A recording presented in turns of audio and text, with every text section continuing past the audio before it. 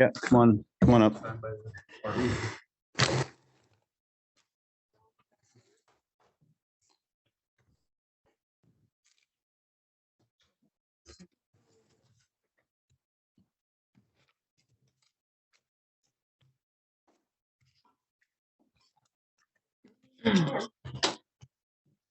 Right.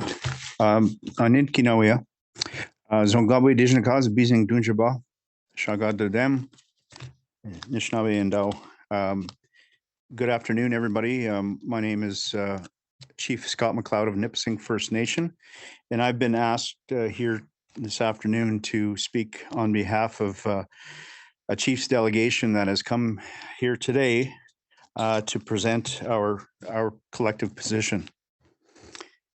As you may know, the federal government is introducing legislation today that would recognize Métis Nation of Ontario's communities as being Section 35 rights holders. It is called the Recognition of Certain Métis Governments in Alberta, Ontario, and Saskatchewan and Métis Self-Government Act.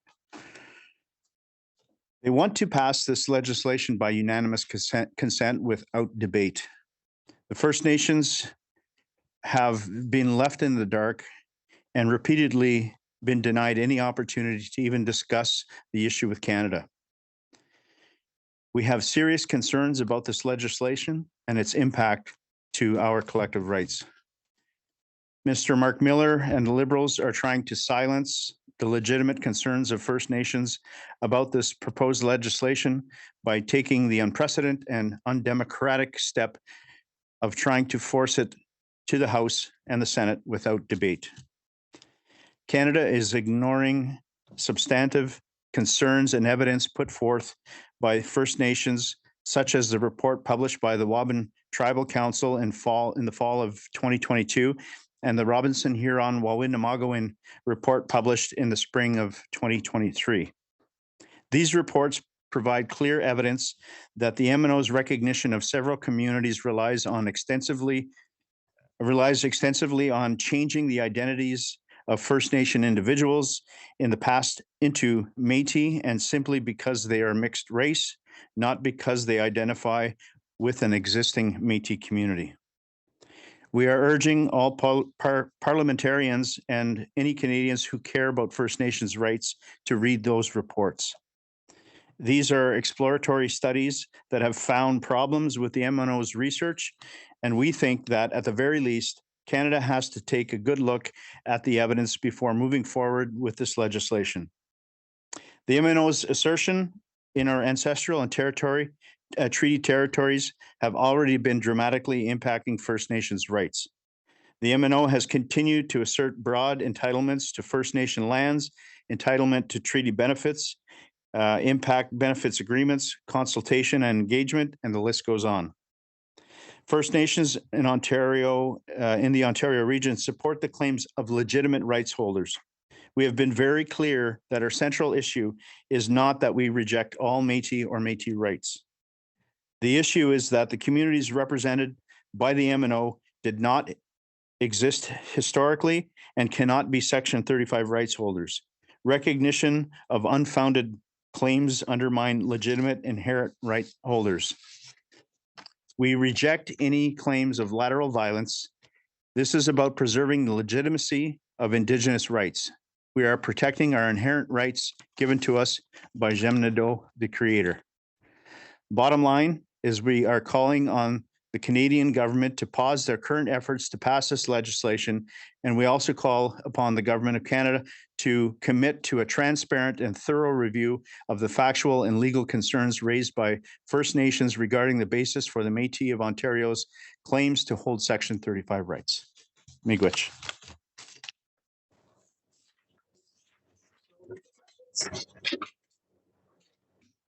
Chiefs, Brett Forster here from CBC Indigenous. See this dispute getting resolved at the end of the day. If the Liberals won't hear your concerns, clearly the MNO is also not backing down from their right to self-govern these communities. How do you see this getting settled? Well, first and foremost, I think that the fact that we're asking for this to pause and for us to take a look at the data and challenge all the data and make decisions based on factual evidence and not any assumptions or anything of that nature, moving forward, because the legislation really has no mechanism to repeal it after it's put into legislation. We want to see this done beforehand. We're not opposed to any specific legislation, but we do want to make sure that all legislation that pertains to us and our rights is done with us there and in consultation with us, and has to have some factual and legal basis. And as a follow-up, there are Métis people in Ontario whose ancestry is not in dispute, who do have legitimate ties to Métis communities out west that aren't in question, and that aren't part of these communities who you dispute. What's your message to the legitimate Métis people out there who live in Ontario? Good afternoon, Chief Wilfred King, Kiasagi Nishnabek, Gulbe First Nation. What's central to this issue is the misapplication of the Pauli decision. What the MNO is asserting is that they have rights that have been derived from R versus Pauli, a Supreme Court of Canada decision. There is a test under Pauli that talks about historic Métis communities and that they were distinct from Anishinaabe communities. They haven't met that test in our territories. There was no historic Métis communities in the territory where I come from. And the other thing is that they're using First Nation membership as part of their root ancestry. And a lot of these members belong to our communities. So the other thing is that the legal test that they had to meet was at the time there was assumed control over the territory, that they haven't met that legal test under Pauli, but it's being universally applied across Ontario and perhaps across Canada. So that's our position. Given the national news, we've talked to the Métis Nisha Ontario a number of times about sort of the memorandum of understanding that they initially signed with the federal government, and then it's going into legislation today, and they've consistently said that this has nothing to do with any rights that they didn't have before this, nothing, no extra land rights or hunting rights, things like that. So what is it that in the language or what you've heard that has your First Nation so concerned about this legislation? Chief Shelley Moore Frappier, Tamagami First Nation. So when we're talking about this is not about they are asserting themselves on our land.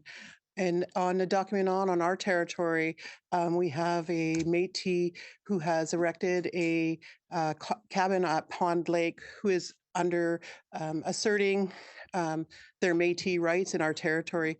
Tamagami First Nation, Tamiagama Anishinaabe have always been in the position that there are no Métis in our territory. We went to the Supreme Court of Canada with our non-status, anyone who have come to, who are from the document on are us, our Tamiagama Anishinaabe. So, gosh. You want to answer it as well? I have a follow-up if sure. Also, we just as well the Manitoba Métis Federation supports your opposition to this legislation, but at the same time they're also pursuing their own sort of treaty agreement with the federal government. Is that something that's more acceptable, I guess, the way they're going about it as opposed to the Métis Nation of Ontario? Or Chief Wilfred King, Kiasagi Anishinaabe, Gulbe First Nation. I know the history of the Métis organizations, both nationally and provincially. The Manitoba Métis Federation supports our position because they don't support MNO's position in relation to its membership. There's no verification of their membership, and that's a fundamental problem. And that's why we're getting the support from the Métis, the Manitoba Métis Federation, and that was one of the reasons why the Manitoba Métis Federation had left the Métis National Council, because of MNO's position in terms of membership. There's no legitimate membership there.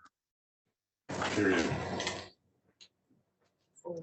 If there's any more questions in the room, just a reminder, a reporter online, that if you have any questions, you can raise that function to us as. Question, vous avez une question, vous êtes en ligne, utilisez la fonction lever la main pour nous faire part de votre question. Can I ask one question just to follow up to Fraser's? Do you accept the Manitoba Métis Federation's right to self-govern and to negotiate a treaty with the federal government? And is it just this membership issue with the MNO that you dispute? I'll answer that question. The issue with Manitoba BT Federation, it is up to them to have that discussion with the Assembly of Manitoba Chiefs. If there is an agreement between the Chiefs in Manitoba with the Manitoba BT Federation, that's not for us to decide. This legislation, though, impacts First Nations across Ontario. So that's our position. If the Manitoba BT Federation has an agreement with the First Nations in Manitoba, that's their business, and that's how we view it. But like I said, this self-government agreement impacts us in Ontario. No more questions in the room? Thank you very much. Thank you.